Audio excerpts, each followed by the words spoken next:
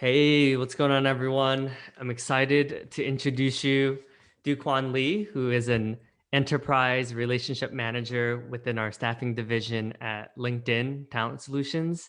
I know that's a lot of acronyms for people who don't know like LinkedIn, but essentially he works with staffing agencies to as you know, a big portion of LinkedIn's strategy is working with recruitment and staffing agencies. And Duquan's the guy. He's been to President's Club. He's worked at Salesforce, and he has a pretty awesome background. And I think one of the things that really stuck out to me when meeting him and speaking with him is I feel like you're very measured, like you're thoughtful, like you're always like mindfulness, I would say is the word I'm looking for.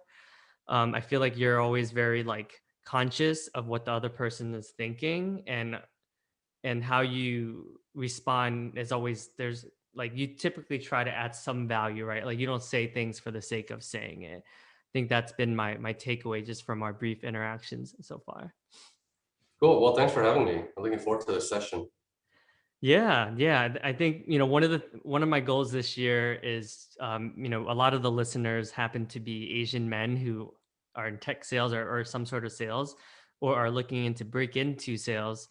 And I thought you would be great to have on, just because I think like we're both very different, I would say, in our natural like abilities. Like you were mentioning earlier, I tend to be more of like the off the cuff, like just hop on the call, no like very minimal preparation. Whereas like I feel like you always like to get to know the client's business and look at the what's going on and just I would say much more like a researched and thoughtful approach.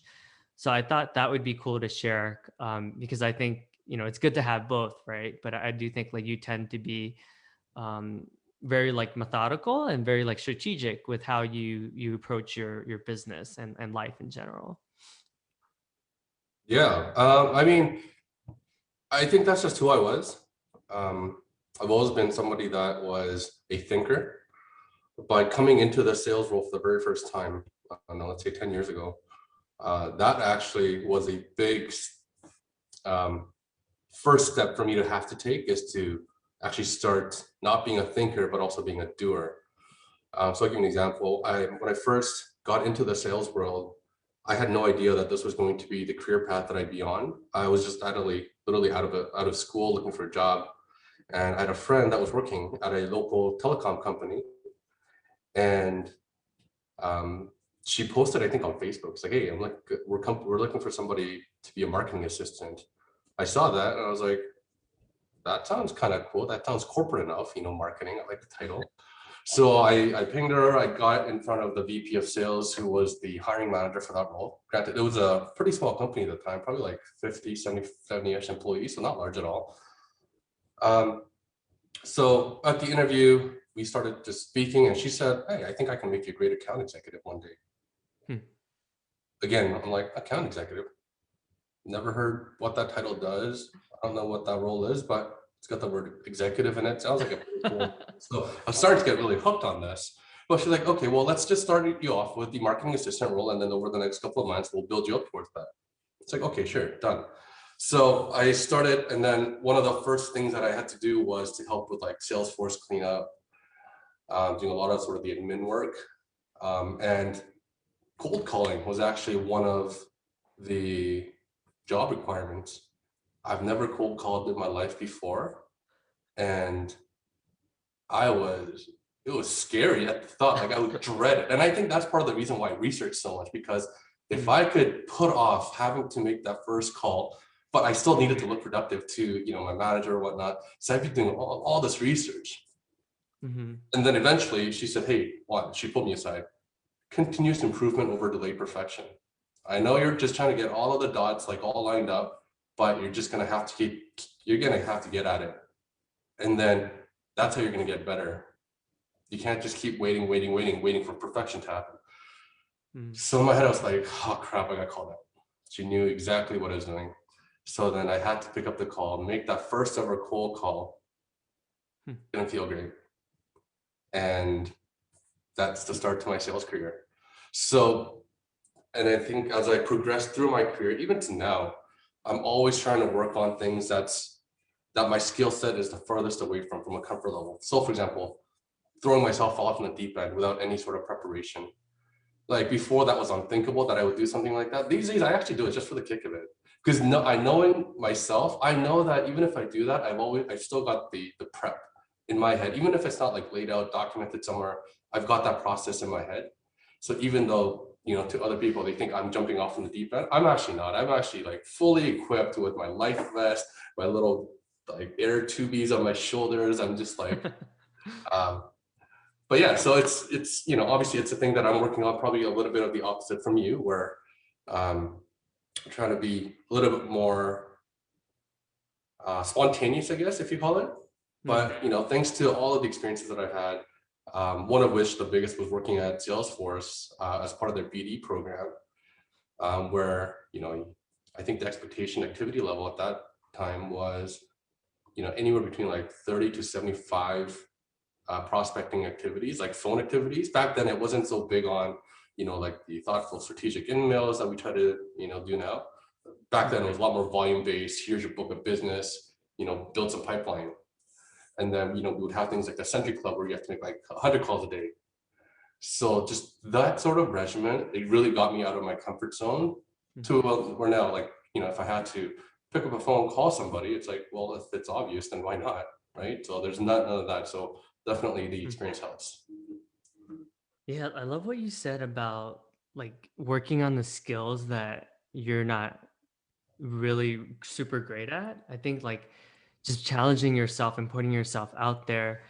Um, I mean, that's life, right? I think the more we do those things, like it's always super awkward. And sometimes the lead up, the build up to that activity is even worse than the actual activity, right? The more we delay, um, the more we make it bigger than it really is.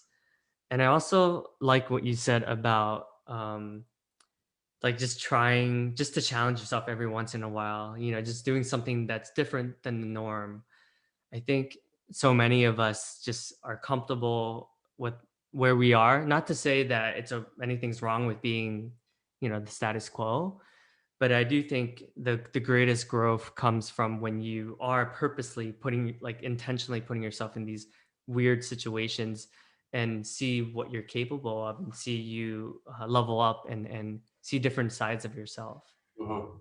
Yeah, it's like that diagram that, I'm sure it's quite commonplace, where it's like comfort zone and your success happens Mhm. outside the comfort zone. It's kind of like that mindset. If you're always just kind of playing within your own sandbox, there's no room to expand.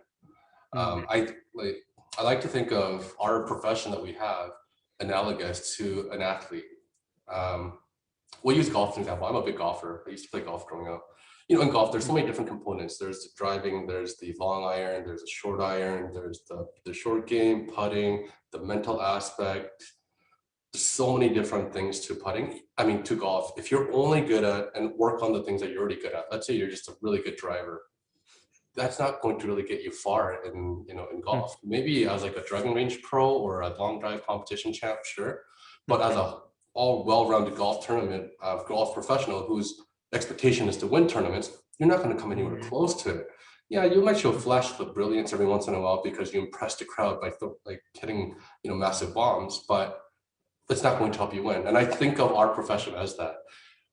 Within a sales cycle, there's research, there's prospecting, there's the first call, there's setting up the appointment, there's belief gap discovery, there's negotiations, there's internal workings that you have to deal with, there's working with, there's just so many different components to it. If you're only always just working on one thing, then it's hard to work on all the other stuff. And that's where setting off the foundations right by, for example, going into a specialist role. So I know that in a sales career path, you can either go straight into an AE role, especially if it's for a smaller company, or for a larger company, they may have like a sales development org or business development org where you're a specialist. To be honest, I'm a big fan of that because you get to really hone in on that craft so that when you start focusing on the other ends or other parts of the cycle, that part is so foundational to you that you don't really have to think twice about it. Mhm. And the times that when you start struggling in your role because of whatever reasons, you have to bring it back down to the core.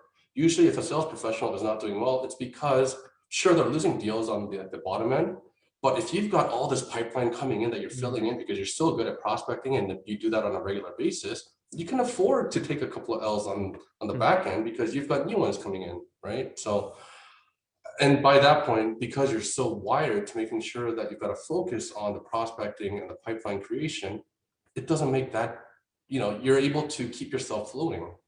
And without that, that experience of that or discipline, it becomes a hard place. So yeah, always kind of bring it back to the core, being foundational what you do, and being well-rounded. I think those are really important skill sets. I love that analogy with golfing, um, because even just thinking back to my game, as a salesperson, there are aspects that I'm really good at. I would say prospecting, I'm probably like one of the best, right? I'm like that, like you said, like the driver. But when it comes to maybe like having a really thoughtful, methodical, like trial and pilot, like just running it like structured and systematic and having like, a process that can follow through, I think that's where I fall apart, where maybe in the middle parts of the sales cycle, maybe like around like the 6 months or 7 month mark, sometimes I tend to drop off because I'm just like, ugh, like I just can't deal with it. So that was good for me to think like, okay, there's a lot of aspects in the middle game where like I can do the putting at the end, but there's like maybe around like the third, fourth, or fifth drive is when I tend to struggle, and I'm just like, oh, I just can't deal with it anymore. Mm. But just like golf, as long as you can kind of keep it on the fairway, you can just like keep on progressing it. You don't have to be so I guess the point I'm trying to make is you don't have to be the best at any single one thing. You just have to be the best at being well-rounded. Mm. Because I think that will offset a lot of your deficiencies and your maybe extra strengths, Mm. right? Just the fact that you're well balanced. Yeah, that's I love that analogy. I would say like earlier in my career, I was like not good at the putting portion of it, right? Like I was probably good at like a lot more of like the other, like the first 80% of the drive.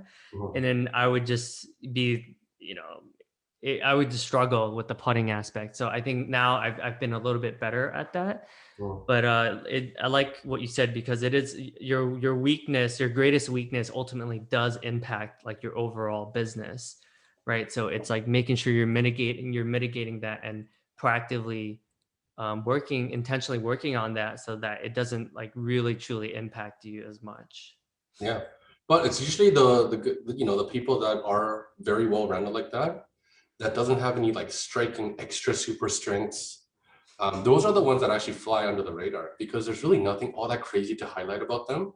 Because you're like, Mm. oh, let's think about this person as a sales rep. What are they good at? It's like, I don't know. What are they good at? I mean, they're always crushing numbers, but you think back, it's like, what are they really good at? I don't know.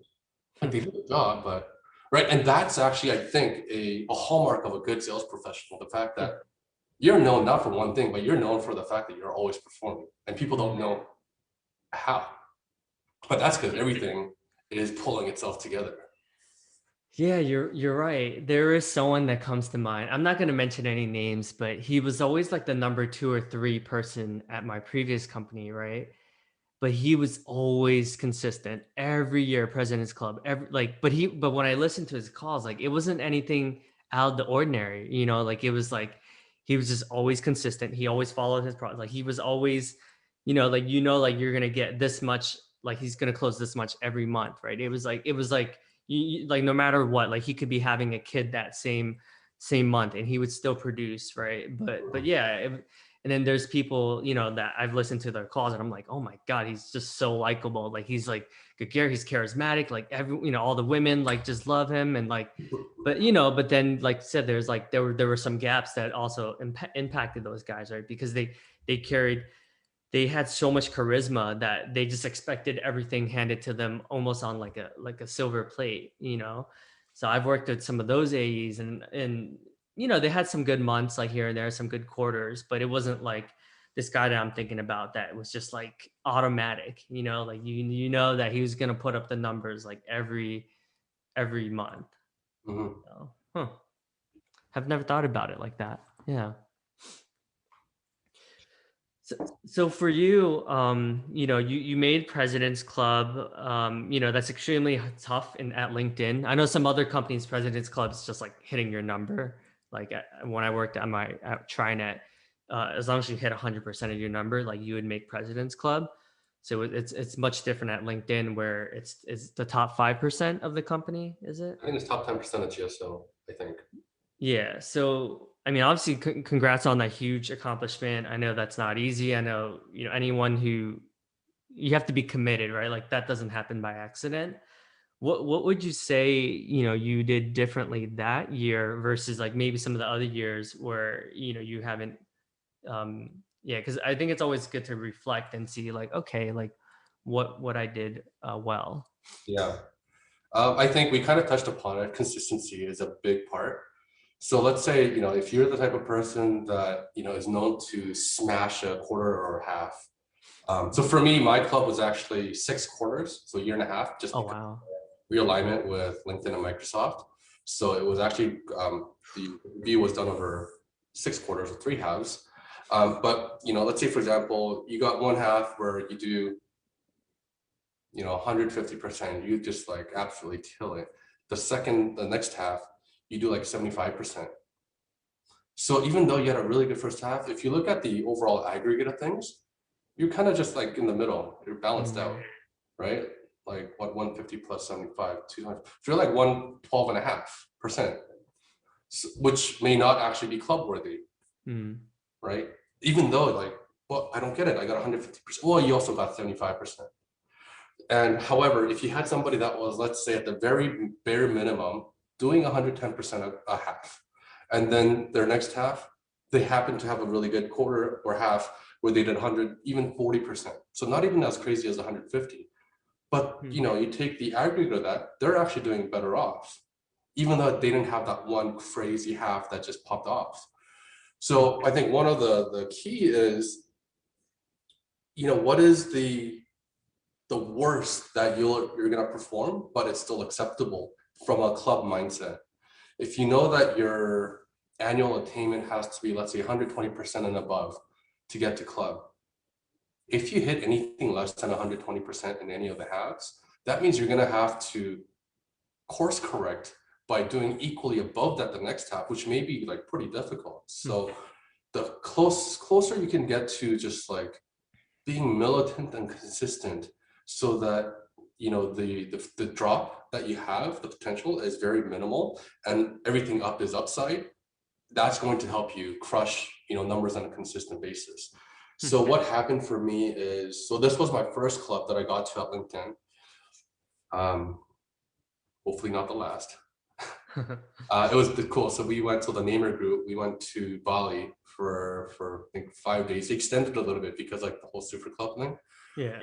Um, Historically, so I was like, there's an ongoing joke in the Toronto office. I was the guy that literally never missed a quarter. In fact, there was like a counter. I think at one point, I think the highest I got, or the furthest I got to, was 16 quarters in a row that I hit, starting from like day quarter number one in the office. Wow. But like I said, I never went to club until then. So I was always the guy that was hitting like 100, 105, 107, 103. I was always at 100 or above, hitting great, but never had that like crazy popping off quarter. So then one of my managers, my former manager now, because I moved teams, she challenged me. She said, "Hey, I'm coming in and you're on my team. Obviously, we've never worked together before, but I've heard a lot of things about you, about how you're consistent you are. You've got this quarter record that you're really proud of. I'd like to see a little bit more and see you do something different." I'm like, what would you like to see? Like, I'm probably one of the most consistent performers in maybe even the Toronto office recent history. That's a great foundation. How high can we get you go? And then that's when the whole growth mindset started playing in. Like, if you hit 107% from this point on, that's just you playing not to lose. Mm, Because and you've proven it, that the worst quarter that you can have, based on just your regular professionalism and how you carry yourself at work and with your customers, you're going to do 105%. Like, we've already established that over your quarter over quarter over quarter history. How high can we get you to go? that's how I literally responded. I was like kind of like lost for words. I was like, oh, that's a good point. I don't know, but I'd love to. My goal is not to play defense all the time. I wanna Mm. play like defense win championships, but offense puts crowds in the seats. I wanted to start having a little bit of that pizzazz. So I challenged myself. She challenged me, and yeah, over that club period, sure. I think one of the halves I was like 106, 110%, sort of like the norm. I think one of them I did like 135, 140%, something much higher than I'm used to. And that's when it's all started kicking off. And now, like, my mindset wasn't, oh, I'm a 110% kind of guy. And Uh, I was oddly really proud of that. Like, I was really proud of my streak, right? hmm. But I needed to get out of that mindset and just think larger. 107 is bare minimum. I shouldn't be happy about that. That's just me, like, getting a nil-nil draw. Like, that's just Huh. the base. So then, thinking of ways where is that extra 10, 20% going to come from? Like if my half quota is, let's say, 500,000, if I needed another 10%, where's that extra 50K? Where's that little boost going to come from? Right. And then we started game planning that way. And obviously keeping everything that I did as is, because why fix something not broken? I was doing well. Hmm. But like how do we find that little bit on top? So that was helpful. I love what you said about like really challenge, like setting much higher goals, like playing a bigger game, right? Because I think obviously like consistency, like with any top performer, like the consistency is going to be there, right? But what separates like the Tiger Woods from the world is like they're also willing to have those like amazing games as well, right? So they have the combination of consistency plus like that wow factor. Um, yeah, this conversation is like very timely for me actually, because I'm not gonna lie, like I'm the type of person that like one quarter will have like a 400, like I had a 400+% quarter, right? But one of the I have quarters that were like 76% and things like that too. So it really kind of humbles me that okay, like I have a long way to go, like I have a lot to work on. But if I really improve the consistency and just be that reliable, like, all right, like I don't need to worry about Davidson having a bad month or a bad quarter. Like that will really help me just in life, like in general, right? Not just like sales, but with anything, like I know that I'm gonna be reliable. Like they're not gonna have to question, like, all right, is Davidson gonna show up? Like, if I have this like have to pick my friend up from the airport, like I know that all right, he's always reliable. Like every time he shows up early, so even if I land early, he's gonna help me out. So yeah, thanks. This is a good eye opening conversation for me. I mean, sure, if you get like 400%, you're obviously very good at what you do. So I think it's just game planning too, territory planning, because we're in it for, especially if club is a target for you. Then obviously immediate success is good, but it's like, what are you doing to also prepare yourself for the next quarter and the quarter after that and after that? Yeah. It may not have been the case for you, but what I find a lot of times is when somebody does have like some crazy explosive quarter one time, and you see a big dip the one after, it's just a misuse of energy. Not in a really bad sense, but because you spent so much time just trying to working on your that quarter's deals, just getting all of that stuff. You kind of neglected the fact that when you close your eyes and wake up, it's going to be the next day and the next day. There's going to be a next quarter, right? Yeah. So then, if and I don't know. Again, this may not be the case with you, but if that prospecting and all that pipelining and just like the deal management stuff was still like a regularly humming like driver engine in the Mm. background, then even after the 400, you come in, everything, you got things set up to different degrees. Some are ready to close, some are not so, Mm. but it's just like this revolving machine, right? Mm. Again, don't know if that was the case with you, but typically that's what I've seen, where you see big ebbs and flows. No, I think this is a good conversation because I do think, like you said, like it becomes like automatic. It becomes like a system, like a machine, right? So you don't like when you wake up, like I'm sure for you, like what you're gonna be doing every week. Like you're not waking up like, oh, what should I do today? Like I'm sure you're methodical, like, hey, this, I'm gonna allocate this amount of time towards XYZ activity, like you know what to expect, right? Like you're like a professional, right? Whereas like maybe people that are a bit younger to, this is their first AE job, like they might be like, oh, I'm not really sure like what I should be doing. And then, and then it's easy to get pulled into different directions, whether it's like, product meetings or extracurricular activities and stuff like that. Yeah. Um, so yeah, no, that's a good takeaway because I do think like I'm always looking to improve and grow. Luckily, like I have been seeing more consistency, and but yeah, I do think there's still room for growth in terms of like really just focusing, and not being like pulled into so many different things because I do think you can get distracted and then one day wake up and be like, oh man, how did I have such a bad month. Yeah. Typically, when somebody has like a challenging quarter or a month, it's never because of that month. It's usually because of Mm. the work or the lack of work or the Hmm. lack of activity before that. So your Yeah. 400% quarter wasn't probably because you woke up one day in that quarter feeling like $1 million. It's probably because you've been doing so much stuff for that quarter is how you Mm. got there, right? Like Yeah. I think in our jobs, you always have to think, a couple of months ahead at a time because the conversations that we have today may not necessarily, I mean, in an ideal world, sure, one call close, sure, great. But like, how often does that really happen? Especially as you go upstream into the enterprise segments. So Yeah. you're always just like thinking, what am I doing today that's going to help me for tomorrow, the next month, the month after that? If there's any tip that I can give, um, learn how to forecast. I think it's one of the most underrated, underdone, poorly done skills that sales professionals do. And I think it's one of the single most biggest potentially difference makers in any sales professional's trajectory. If you Mm. can learn how to forecast very well, you don't even have to, again, you don't have to be the single best person at anything. But if you can Mm. forecast well enough that you've got a great handle on, hey, let's say your manager, hey manager, I know what I'm going to bring in this month. This is what I'm forecasting next month. This is the month after that. Like you can look at my book of business. I've got all my projected close dates on all of them, as well as next steps. Hmm.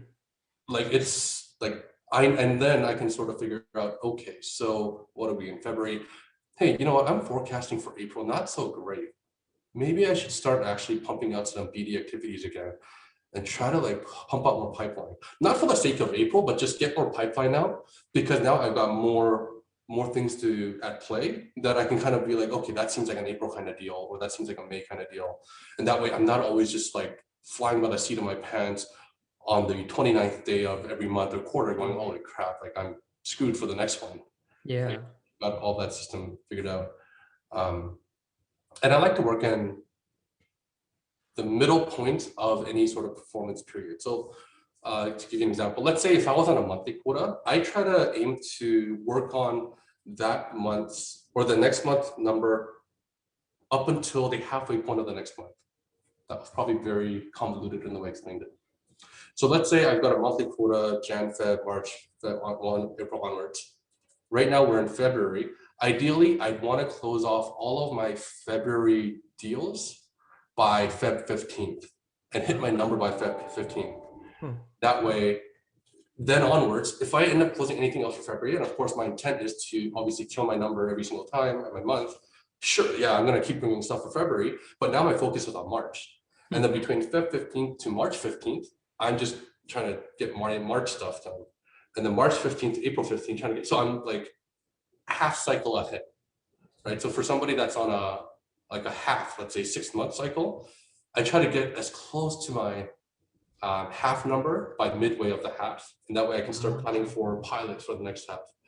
And of course, when you kind of talking like halves and stuff, it's harder, right? Because you may have some, especially on the account management RM side, you might have some backloaded halves. So that's not as, easily done, but that's the mindset though. So that's how I keep driving urgency for myself. And when you do that, let's say for the Feb 15 example, you don't hit your February by then. First of all, you've got 2 more weeks, so don't panic. Versus if you were just kind of thinking from a month to month, we'll be talking about this at Feb 28 going, holy crap, I have 1 day left and I'm screwed. Right? So you've got that 2 week grace period to either make up or, top up, right? So I think that sort of spacing kind of gives you the mental freedom as well to also not smell so desperate to your customers, because they know when Mm. a sales rep is desperate at the end of the month.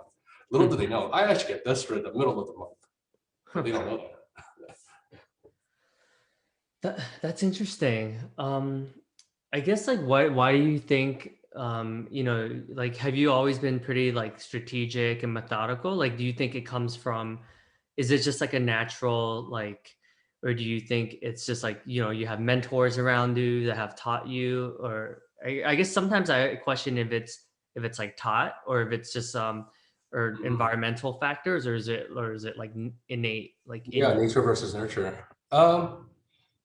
I think there's a lot of the nature aspect in it. Like I was always kind of raised this way, to be thoughtful and to have a plan. And yeah, maybe sometimes not having a plan is the best plan, but generally I try to have a plan. But I think it's definitely the nurture piece too. So that same VP of sales, my first ever sales hiring manager, she would ask me about my forecast. I didn't know what a forecast was. By this point, I've progressed. I'm not a marketing assistant anymore. I'm an account executive doing full sales cycle, again, smaller company. So, um, you know, more scope of responsibility.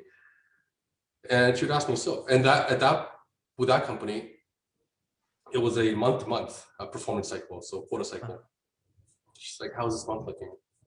I'm like this month, I'm always able to give her the answer because, I'm focused on this month. I'm not focusing on the next month. She'd be like, okay, cool. What's your forecast for next month? I'm like, next month? What are we talking about next month? And then, okay, what about like, month after that? Like, how was your 90-day rolling period look like? I'm like, I'm trying to focus on this month. Why are you asking me about 3 months? Like, and then over time it hit me. It's like, again, the work that we do this month is never for this month. It's so that we're setting up for future. Right. And of course, somebody coming into seat for the very first time, it's like the question is, okay, well, I haven't been in seat before. How do I get myself to that point? Well, it's, you're going to have to sprint a little bit at first to try to do like 3 months of work ahead of time so that you can build pipeline across, for the next quarter. But over time, it gets a little bit more better and more spaced, and then you've got a competitive system. hmm. Yeah, it's so interesting. I feel like I'm so glad we're having this conversation because I feel like you're like reading my mind. Like everything that you've spoken about, I would say are like honestly like my inherent weaknesses, right? Like I'm definitely the type of dude where, like the last month of the quarter, I'm closing 90% of my deals. Obviously, I don't want that to happen, right? But to your point, maybe I'm not planning ahead. Maybe I'm not, you know what I mean? Like there's clearly an element of my game that could be improved just to have that consistency, you know? But if you're not constantly prospecting and trying to build up more business, it's tough to do because then you're going to realize, oh, well, the only reason why I have deals set for next month or the month after is because I pushed up my current deals. But that's not really healthy. You need to Yeah. keep getting new revenue coming in, right? And sometimes they may fall in that month, so it does help you for that month. But it's just you got to keep on filling the well. And I think it's a a huge part of our job is the forecast piece, but also the pipeline piece. Without pipeline, there's nothing. Yeah. So I'm curious, I know the relationship management job is a little bit different than an account executive. For those of you who don't work at LinkedIn, we named the account our like our growing like the account executives are the ones that close the deal, and then we hand it off to a relationship manager, and then they will do the renewals and upsell as well. So they'll grow the business. Um, but like, what do you think? Do you think there's any differences between like an AE mentality and like a relationship manager? Like, and what do you think like is one difference that makes someone, let's say, like a better relationship manager, for instance, that might be something that you might not have to think about as an account executive? I think skills wise and functionally, they shouldn't be different. But I feel like there's a lot of kind of preconceived biases towards them. It's like, well, people think of A's as the sellers and the RMs are just, caretakers. That's not really the case. I find the most successful A's are the ones that are able to caretake take care of their customers really well, through the pilot phase or just building the relationships. Um, and on the flip side, the most successful RMs that I know are the ones that have a really, really strong hunter mindset. So I don't really think it's really one's different from the other.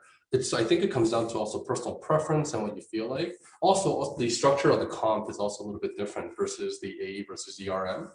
But fundamentally, I think it's really not all that different between one or the other. Hmm. However, I do and this is my personal opinion, I do think that somebody who has an AE background will have a more seamless ability to do well in the RM job than the reverse. Somebody with only an RM background to now be put in an AE role, I find that transition would be a little bit more challenging. The reason for that is, again, it comes back to like the prospecting, finding your own business, generating activity, all of that stuff. As an AE, you don't really have a net to fall back on. You don't have existing revenue you can count on. So Yeah. there's a good chance a goose egg is just as likely as 200% in the AE world. And thankfully, I've gone through the AE cycles for some time that I've got that experience. And Yeah. I've laid goose eggs before in a month, and it doesn't feel good. So that teaches a couple of things. Number one, why that happened. Number two, mentally, how did you overcome that? Because there's no more helpless feeling than looking at your forecast pipeline, knowing, okay, so next month looks okay, but I think this month I actually have nothing. I feel like I'm sinking, drowning. I've got eyes on me. I don't want to come to work. Like, I wish I can just curl up in a ball and just hide until, March 1, where a new month can happen. In the RM world, not quite like that to the same extent because, we're dealing with existing revenue baselines and that stuff. So back to my point, like why generating business is important. On the RM side, if you're somebody that's been very good at just kind of doing the inbound stuff and just kind of being very reactive to the way that you manage your book, and now you're in the AE world, you're not really going to know where to start because you don't have anything there set up for you, right? Assume like you're not coming in with like a book that has pre-loaded with a bunch of pipeline. You have to start from scratch. Somebody who's never done that role before, they're like, where'd I go? Hmm. Who do I call? I don't know where to start. Mm. Or more like cold call. What do you mean a cold call? I've always had clients call me. Like, I don't understand. Versus if you take an AE who's been a hunter all their time, put in the RM role, Mm. they may be challenged with a little bit, especially with like some of the not so fun of the RM job, like customer escalations, tech issues, building stuff, like that kind of stuff. Sure, it's gonna be like this, that's frustrating. However, when it comes to the sales piece, you're gonna know exactly, okay, you mean I can call all these people and they'll pick up my phone, Mm. right? So it's like, I feel like it's a little bit more of a natural transition. Can it be done the other way? Of course it can. But just, if there was that one difference to your question, like what is the difference between that? I think that would be it. Do you personally think there's more financial like upside on as an enterprise AE versus like an enterprise RM, or do you think they're quite like equal? Financial upside, I mean, I think it depends on the company, right? Depends on the comp plans and how it's structured. But generally, I think AEs have a higher financial upside just because when you factor in the accelerators and the fact that you're starting from a point at zero with your customers, the fact that you can grow them so much, versus on the RM side, some accounts may already been like fully saturated and bought, and it's like you really have to draw blood from a stone just to get Mm. any net new revenue. Yeah. Right? So it's probably a little bit more steady, but I think on the upside, I think A's probably are structured to have some of that more upside.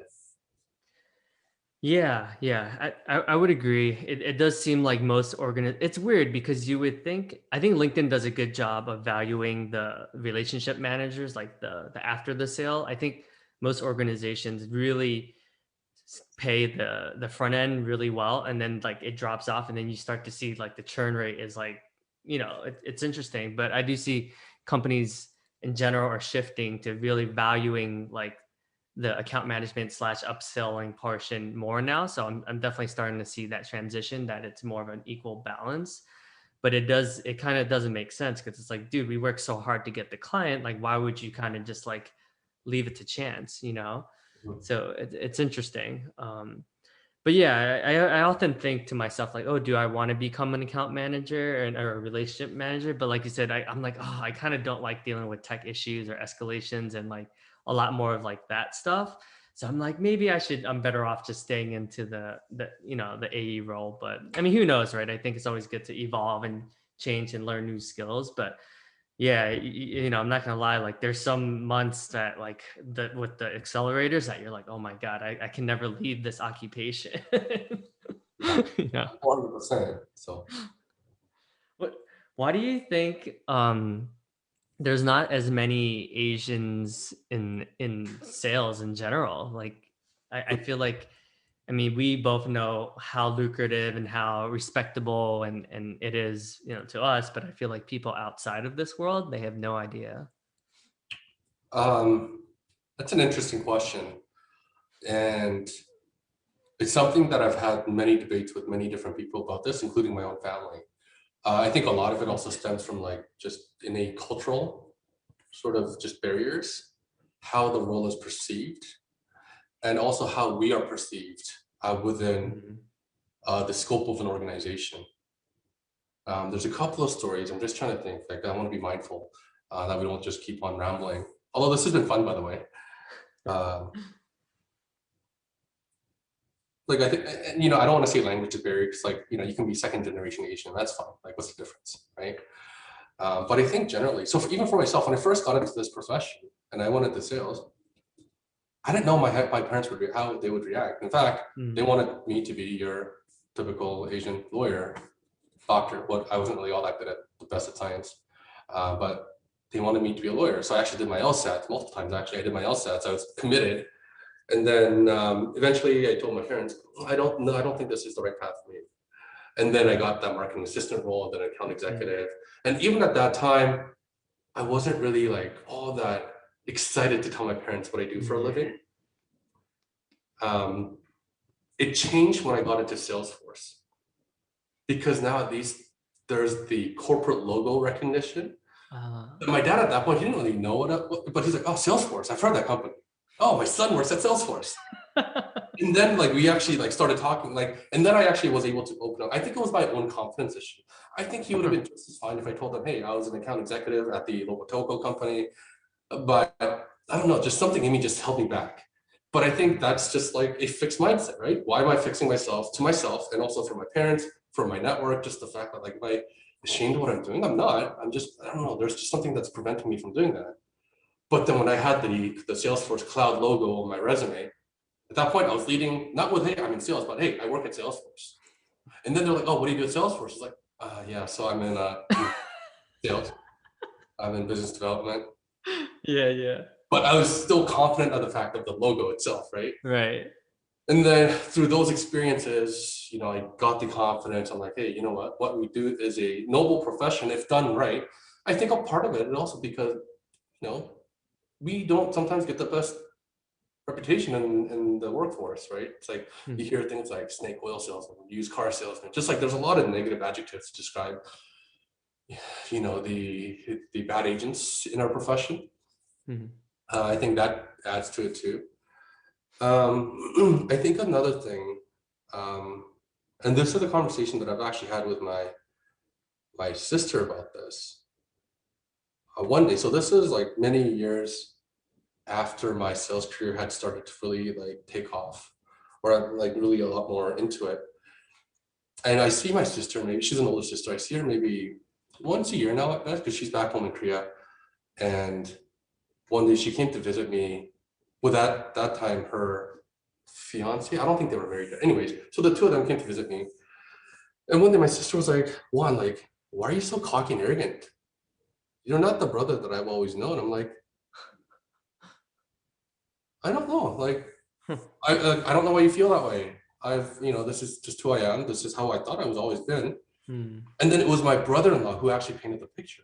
He was like, I think it's because of the work that you do and the type of people that you're always having to deal with and face, especially being a minority, especially being an Asian in this world where there's not many of us. And so just sort of by that traditional stereotypical Asian sort of like the collectivist, humility, that sort of mentality.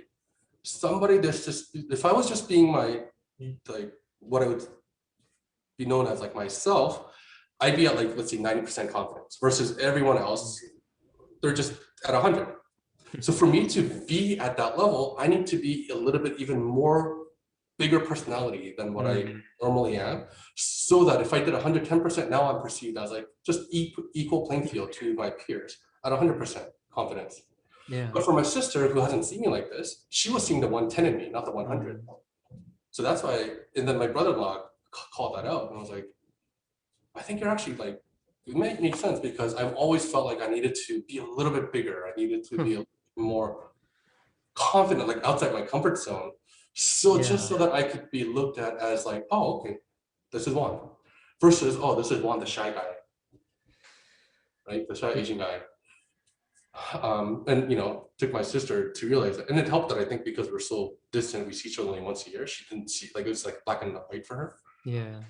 Um, and so I mean, for what it's worth, maybe valid, it may not be. The fact that I think there is some elements to that is valid.